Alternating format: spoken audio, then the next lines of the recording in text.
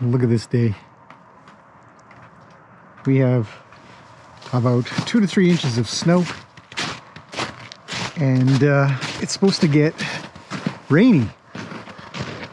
So both the forecasts from the other day, yesterday I guess, of 8 inches, and then, because our weather comes from that way, and then the following forecast of rain in the morning, totally wrong. Anyways, I've just got to feed Rue. He's my last horse to feed here. He's still got a little left over. Top him up. Hello, Rue. How's it going, buddy? So he's still looking pretty good, but oh, what's Gracie looking at?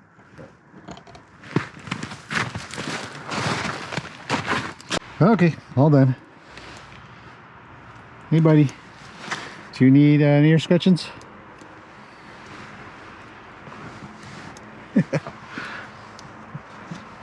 He's such a cutie.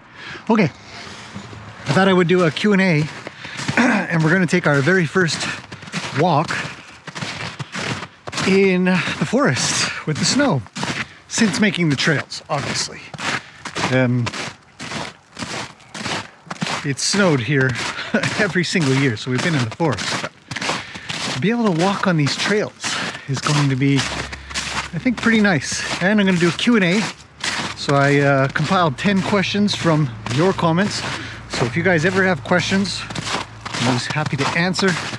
Sometimes I get to them in comments, and sometimes I make that.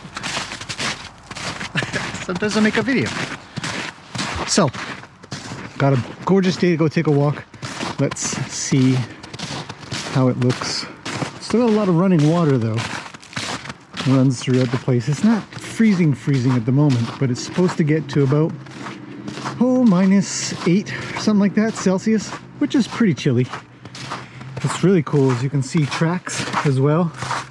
There's coyote tracks in here. You can see that. Come through here. Okay, let's get to the very first question actually, which is, how am I doing? I've got this quite a bit, and I try to answer everybody. I'm doing very well. The scar, which is, it's very small, is healing up really well. Once the stitches came out, and then those holes sort of filled up, everything is better. But there is a slight bump here. I've been told that it'll go away after a couple of months, because it's just something left over, but that's about it. It doesn't hurt anymore. It's a little bit tender, but other than that, 2.5 weeks later, doing pretty good. Thank you everybody for asking. Look at this. It's gorgeous. Love it. I can walk through here without worrying about huge puddles and mud and stuff like that I'm going to step in. Okay, so next question is, how big will Annie grow? And she's 1.5 years old now. So she's got a long ways to go. Horses stop growing somewhere around, I think, 6 or so, height-wise. So she's got another 4.5 years to get a little taller. I think she's actually going to rival Roni. I think she'll get pretty close to 15.2 or something like that. Should be a pretty good size, I think. I don't know, but I think it. So it's a very common question. Hopefully that answer makes sense. I actually, when I built this, I knew that I needed water to kind of drain out of the forest and stuff like that. It all kind of usually came down here. There was actually a little bit that went through there. So I accentuated this a bit so that the pathway would be higher. And this has really come along nicely. It just trickles through down to the creek, which we'll see in a little bit. And then I actually still have to figure out how to get the water from that side of the forest across. I haven't done that yet, so it sort of puddles up over here. No big deal though. No big deal. Wow. You can still see those trees. Anyways. Okay, next question is, do all 4 hooves on a horse grow at the same time? The answer is yes. You can see objective proof of this every time you go and look at a hoof. And it's very rare to not see a hoof with some kind of small deformity, like a little rings or a little ridge. And whew, that's cool.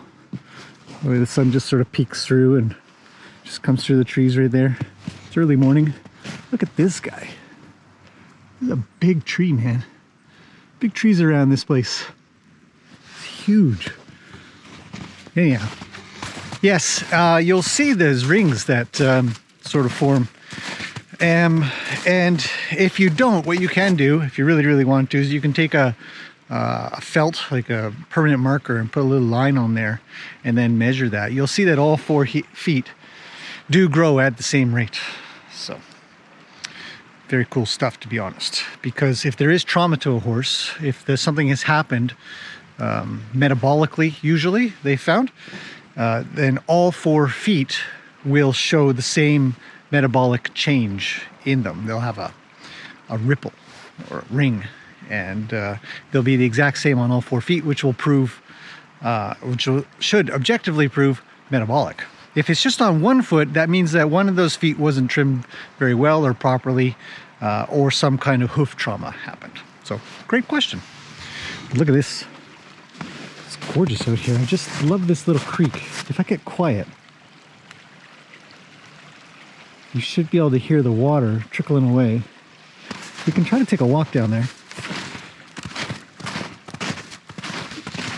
It's gorgeous. Okay, next question. I get this question reasonably often, especially now in the winter, is are my horses almost always on hay year-round, actually, as well, is what I get. And it kind of goes in line with the next question that's going to come with that. But yes, they are. And it goes with the next question of, well, what about a pasture?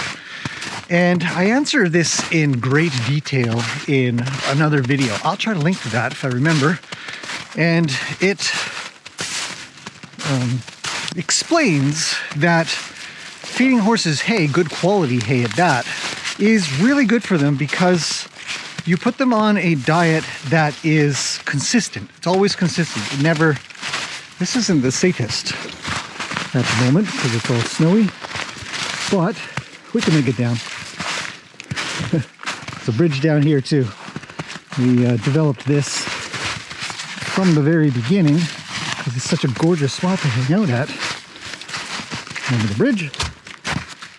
There. It's the backyard. I don't know how many of you guys have been down this way, but in the video.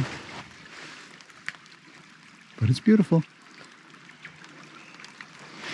Anyhow, so the consistency of feeding hay, especially good quality hay, means that I'm not going to have those metabolic issues that I previously talked about. I'm not going to have any horses that have too much sugar from pasture hay or not enough food on really bad pasture. And also because there's no major pasture management that needs to happen, it's much healthier for them to be eating food that comes from a place that isn't stomped on by other horses and manure and urine and all that kind of stuff, because a lot of horses will avoid that anyways, but sometimes they don't, and that's how horses get more infested with worms. And then we can also control how much. So sometimes when horses are out on pasture, they get pretty fat, and when they get pretty fat, they get pretty laminitic and founderish, but that also has to do with trimming. So that's kind of a gray area, but definitely horses do have metabolic issues, and they have things that are the equivalent of sort of a diabetes in humans. So, yes, horses are on hay here all the time.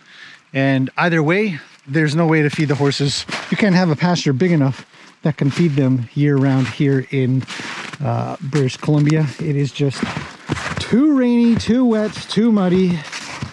They just don't grow that kind of grass. It would be nice, don't get me wrong, but I live in a rainforest, so this is what we get, and I do the best for them that I can. The water comes from over here.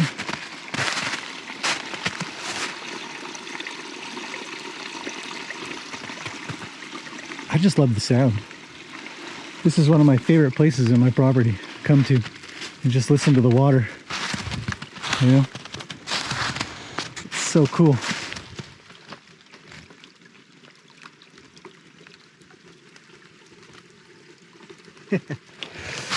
So, all right, so we're making it through our questions pretty quick. Okay, another question that I get once in a while, because I feature the BC Wildies here, which are essentially the same as Mustangs in the States. How come they're not protected?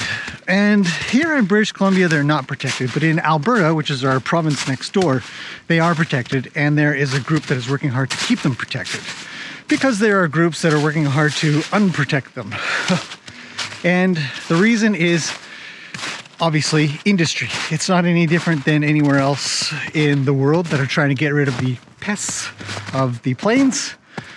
And yeah, the meat industry, primarily ranchers and stuff like that, they just don't want the horses there. They take up space, they eat food that the cows could be eating, and as such, time to get rid of them.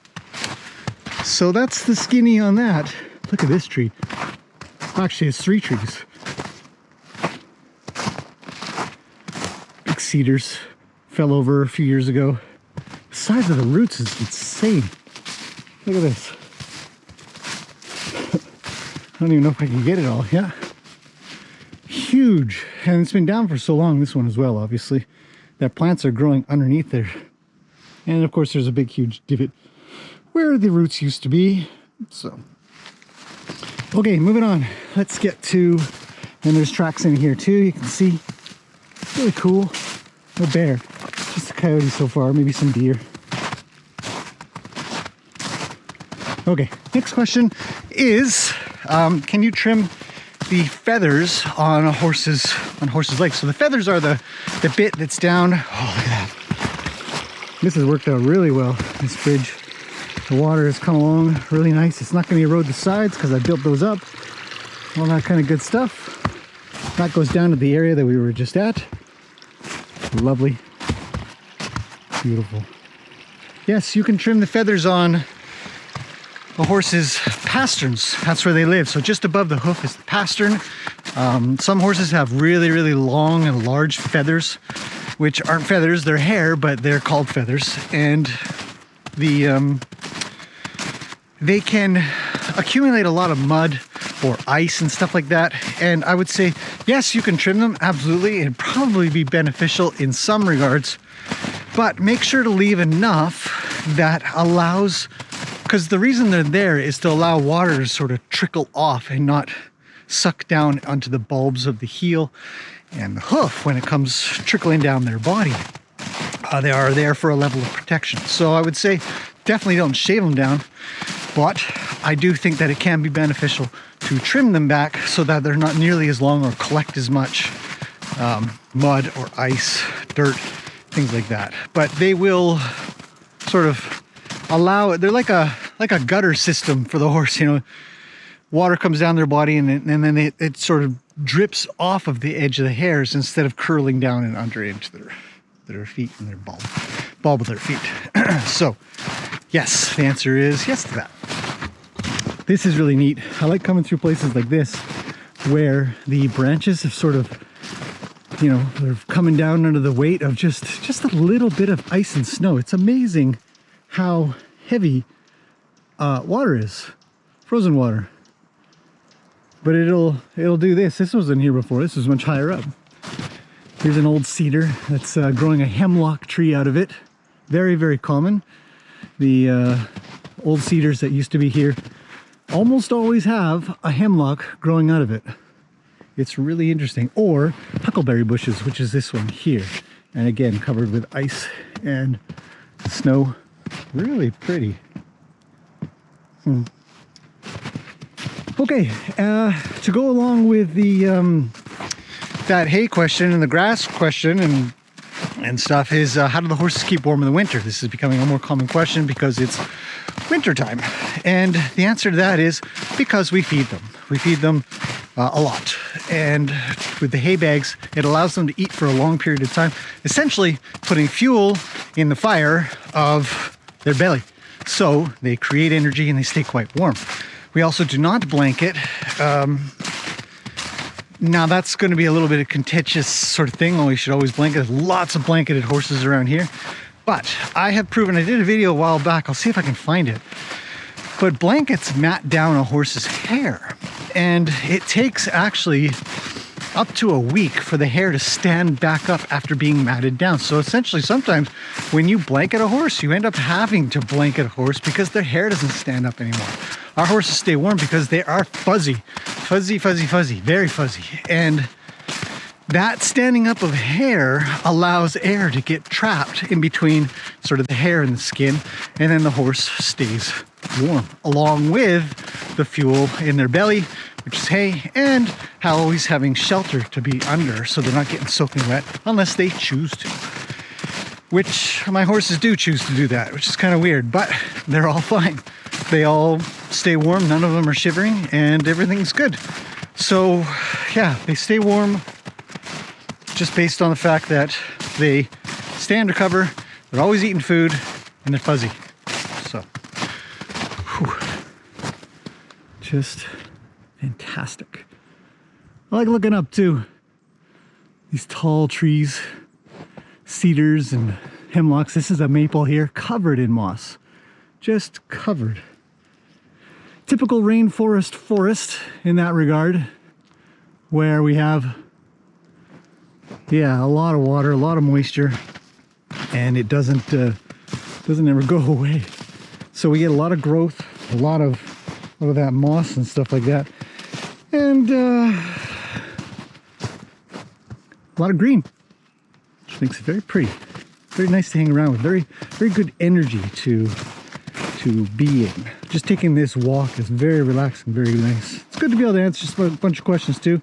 You guys always have good questions, which is really cool. So I like that.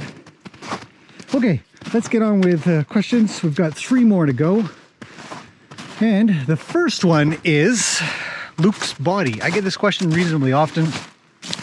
And what's with Luke's body? He's got a little bit of a weird body. His back is sort of a bit bendy, and I don't really know. He's always had these weird hips and this weird back and stuff like that. He's always been kind of lanky, and I thought he would grow out of these teenage years of looking odd, but he hasn't. It's not from lack of food or lack of exercise or anything else that I'm aware of, so I'm afraid that's just the way Luke looks. And doesn't seem to be worse for wear for it. He runs around and does things just fine. He's not lame. He doesn't have any problems.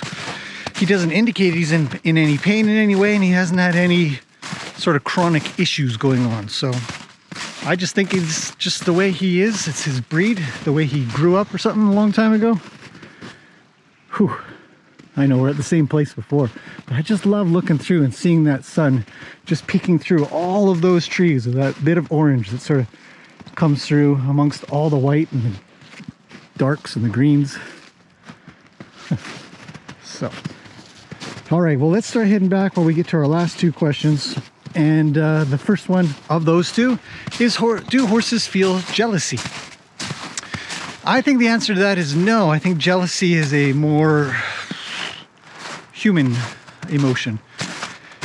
If it appears that a horse is looking like they're jealous, it's probably more that they're just trying to control a space. So a lot of times when I'm scratching one, another one will come up and push off the other.